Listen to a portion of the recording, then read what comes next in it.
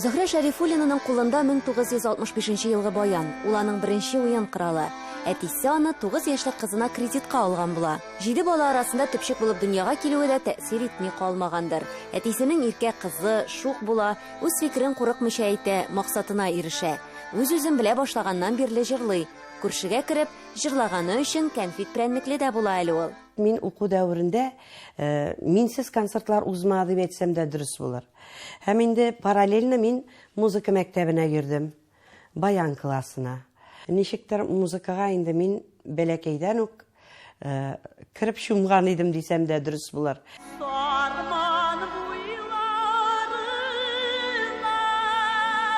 Сарманның сары сандугачы дия торган булганнар аның турында. Балачактан ияреп килә бу сүз. Яхшы укый, Казаннан консерватория каршындагы мәктәптән килеп тыңлыйлар да укырга чакыралар. Тик иҗат юлына киткәнче күмәк хуҗалыкта эшләргә туры килә. Ул елны әтисе белән абыйсы бер юлы вафат була. Әнисенә булышырга кирәк. 8нче сыйныфны гына бетергән кыз сыерын да сава, ындыр табагында да эшли. Әнкәй инде мине бик җырлатасы килми иде. Менә җырлыйсың, атаң белән абыең башына булды җырлауларың дигәч, мин инде бөтенләй туктаган идем. Шуннан соң инде безнең элек бит инде колхозлар арасында шундай конкурслар була иде инде. Менә безнең Татарстан колхозы дагы шушы концертка әзерләнде һәм монда инде мин җырладым.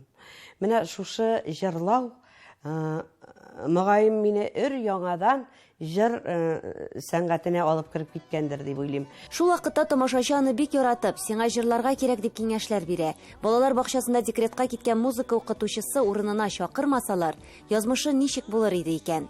Ә сәнгатькә бер кирсәң кирегә юл юк. Иҗат дөньясы сихерли аны, һәм ул колхозга кайтмый. Сарма мәдәният йортында эшли, аннан Салих Сайдашев исемендәге Түбән Кама музыка училищесында укый. Казандагы иҗат юлын Татарстан дәүләт җыр һәм бию ансамблендә башлый. Бер ел үткәч, Татар дәүләт филармониясының эстрада бүлегенә Илһам Шакиров төркеменә конкурс игълан итүләре турында ишетә. Зөһрә Шәрифуллина сайлау аша үтә һәм шунда эшли дә башлый. Ә Илһам Шакировны остазы дип саный ул. Мин һәр вакыт карап тора идем. Ничек Илһам абый аралаша, ничек тамашачылар белән сөйләшә, шул хәтле югары зәвыклы, шул хәтле татарча матур итеп, тамашачы белән шундый итеп сөйләшә. Менә бөтенесен мин әлбәттә үземә сеңдереп бардым бу әйберләрне. Һәм ул миңа киләчәктә бик нык ярдәм итте. Инде үзебезнең төркемнәрне булдырып эшләгәндә, мин һәр вакыт ниндидер авыр хәлдә калсам, Илһам абый нишләр икән дигән менә үземә үзем сорау бирә идем.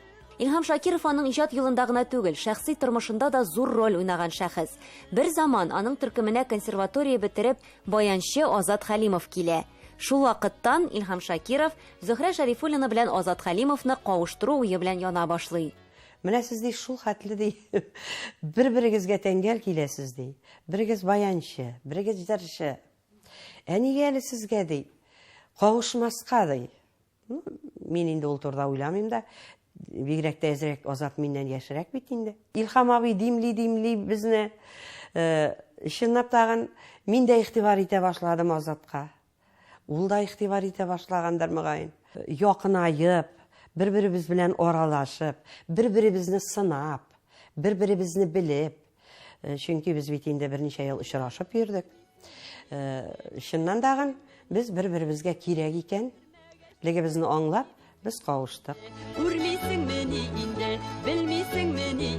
37 ел бергә алар. Азат Хәлимов Зөһрә Шәрифуллинаның продюсеры да, баянчысы да. Кайда гына булмаганнар. Урта Азия, Сибир якларын әллә ничә айкыйлар. Татарлар белән очрашалар. Татар артисты ул илче дә әле. Җырчы гына түгел. Ул илче, ул ничектер шушы милләтне берләштерә. Менә шушы концертларда бит безнең татарлар җыела. Татарлар берләшә. Үзләренең татар булулары белән горурланалар. Менә безнең инде халык, менә безнең кемебез бар, менә безнең илһамыбыз бар дип.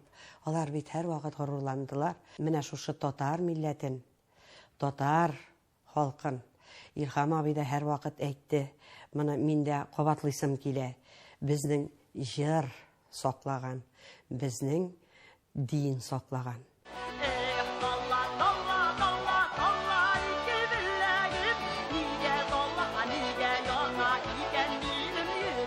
Ижад юлында халык җырларыннан башлаган ул. Әнигә яна йөрәгем җыры белән үз вакытында аеруча танылу ала.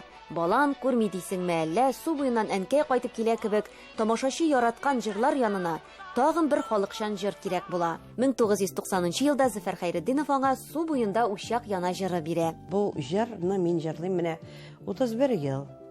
Ул һәр вакыт минем белән бергә. Менә без икәү бергә йөрибез аның белән. Гастрольләрдә дә, чөнки бу җырны җырламасам, мине һәр вакыт җырлатмыйча калмыйлар. Соңыннан булса дагы, концерт беткәч булса да, миңа бу җырны җырларга туры килә. Су буенда ушак яна, кем кабызган ул ушакны? Кырыйдан җиңел кебек күренсә дә, чын иҗат күп көч таләп итә. Зөһрә Шәрифуллина гел өйрәнүдә бик эзләнүчән, уйланучан җырчы. Бер җырны аласың икән, аны бит бик озак эшләп чыгарасың. Була ул кайбер җырлар менә бик җиңел генә сиңа килеп керә. Ә бар шундый җырлар, алар өстендә озак эшлисең, уйланасың. Ничегрәк итеп халыкка моны тәкъдим итим икән? Ничегрәк итеп тәкъдим итсәм, халык моны кабул итәр микән? Мине аңлар микән? Чөнки йөрәгең аша үткән җырны гына ничектер халыкка җиткерә аласың дип уйлыйм мин. Үземне белә башлаганнан бирле бар хыялым җырчы булу иде ди ул. Тик бер вакыт аңа сәхнәдән югалып торырга туры килә. 2 тапкыр юл һәлакәтенә очраган, операцияләр кичерә. Шулай да иҗаттан бер кайчанда туктамый. Ул вакытта тамашачы алдына чыкмаса да, өендә җырлар яздыру белән мәшгуль була.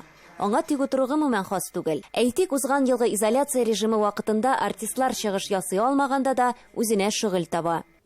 Балалар, Азат, миңа шундый идея бирделәр. Китап язарга.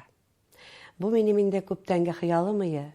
Эх, шундый бер истәлек калдырасы үзеңнән дигән. Күңел түрендә йөргән бу бер хыял гына иде. Менә шу пандемия булудан файдаланып, өйдә тик утырасы килми, концертлар юк. Мин менә шушындый китапны без чыгардык. Әйе. Монда инде, бу китапта инде яшьлек хатирәләре, истәлекләр, әңгәмәләр, күп кенә фотолар, һәм инде минем репертуардан берничә популяр җырдагын кергән. Ике улы сәнгатьне бик яратсалар, төрле музыка коралларында уйнасалар да, аның юлын дәвам итми. Икесе дә 2 югары белемле, чит илдә дә укып кайтканнар. Оныклар белән бәлки бик йомшак әбидер инде мин. Хәзер балалар белән дәгән ничектер икенче төрлерәк. Теге аларга күбрәк наз бирәсе килә. Менә балалык вакытта бирмәгән назларны, менә хәзер 2 улымда олы бит инде, зурлар бит. Менә шуларны назлыйсы килә, шуларны яратасы килә. Менә шул яшь вакытта биреп бетерелмәгән назлар, менә хәзер шул назларны инде хәзер оныкларга бирәбез. Беренче ием гаиләм булса, икенчесе Татар дәүләт филармониясе булды ди Зөһрә Шәрифуллина. Бик яратып эшләгән, хәзер дә аннан аерылмый. Өлкән артистларны берләштергән Илһамият төркемендә дә тора ул. Гомер саяга узмады. Эшләдек, Аллага шөкер. Яраткан тамашачым булды. Яраткан җырчы булдым. Менә бу бик зур бәхет бит ул. Халкымның яраткан җырчысы булу, ул искиткеч зур бәхет. Шуңа күрә дәген, мин бүгенге көндә дәген тамашачыма рәхмәт әйтеп яшим. Алар мине күтәрделәр. Зөһрә Шәрифуллина бакчасында һәр вакыт розалар үстерә икән. Тик аеруча кыр чәчәкләрен ярата. Алар аның үзе кебек. Гади дә, шул ук вакытта серле дә. Эльвира Хөснетдинова, Татарлар, Казан.